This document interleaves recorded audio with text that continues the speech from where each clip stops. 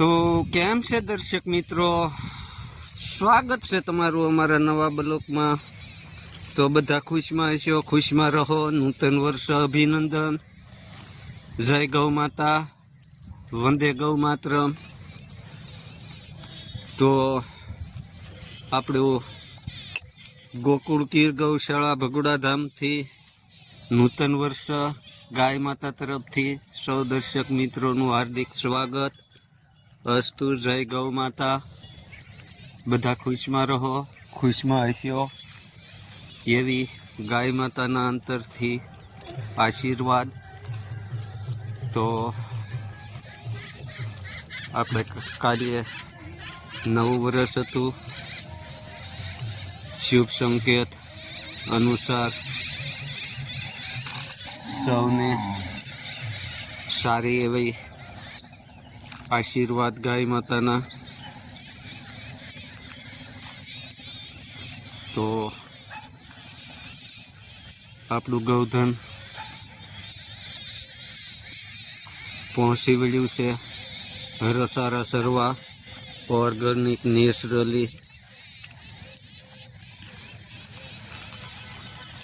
જોઈ શકો છો સવારમાં 7 વાગ્યામાં।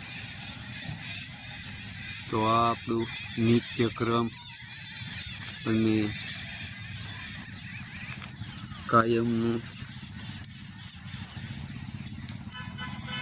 સારું એવું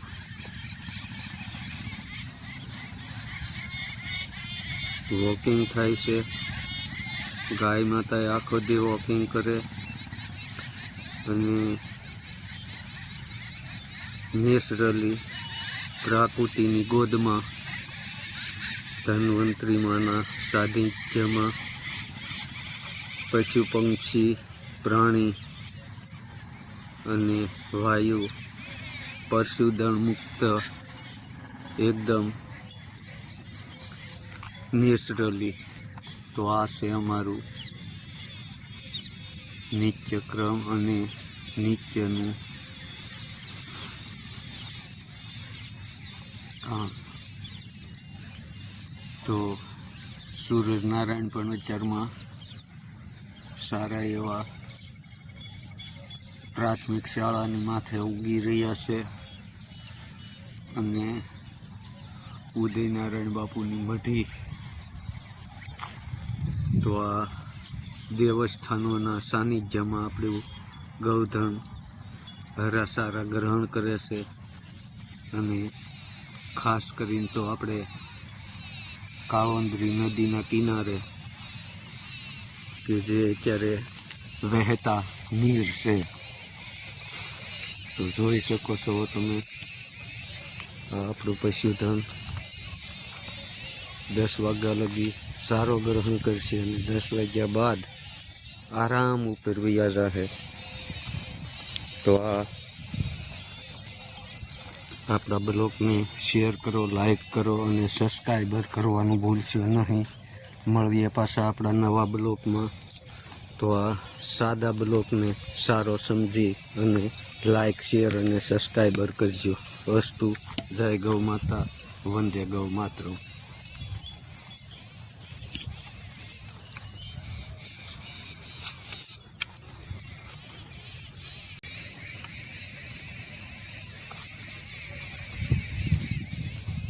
તો કેમ છે દર્શક મિત્રો, સ્વાગત છે તમારું અમારા નવા બ્લોગમાં।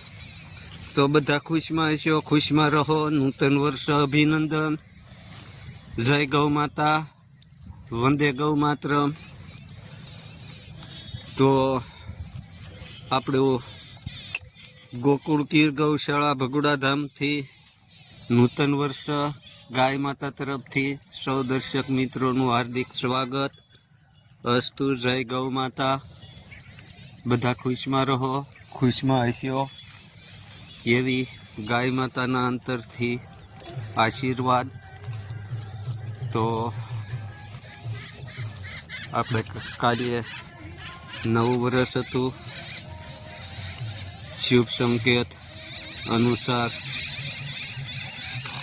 સૌને સારી એવી આશીર્વાદ ગાય માતાના। તો આપણું ગૌધન પહોંચી વળ્યું છે હરસારા સરવા ઓર્ગેનિક નેચરલી. જોઈ શકો છો સવારમાં 7 વાગ્યામાં. તો આ આપણું નિત્યક્રમ અને કાયમનું સારું એવું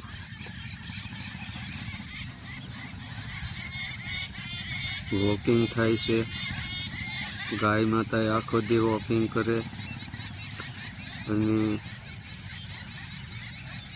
નેચરલી પ્રકૃતિની ગોદમાં ધન્વંતરી માના સાનિધ્યમાં પશુ પંક્ષી પ્રાણી અને વાયુ પ્રદૂષણ મુક્ત એકદમ નેચરલી. તો આ છે અમારું નિત્યક્રમ અને નિત્યનું કામ.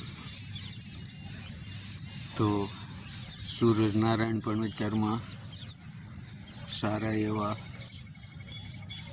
પ્રાથમિક શાળાની માથે ઉગી રહ્યા છે અને ઉદયનારાયણ બાપુની મઢી. તો આ દેવસ્થાનોના સાનિધ્યમાં આપણું ગૌધન હરાસારા ગ્રહણ કરે છે.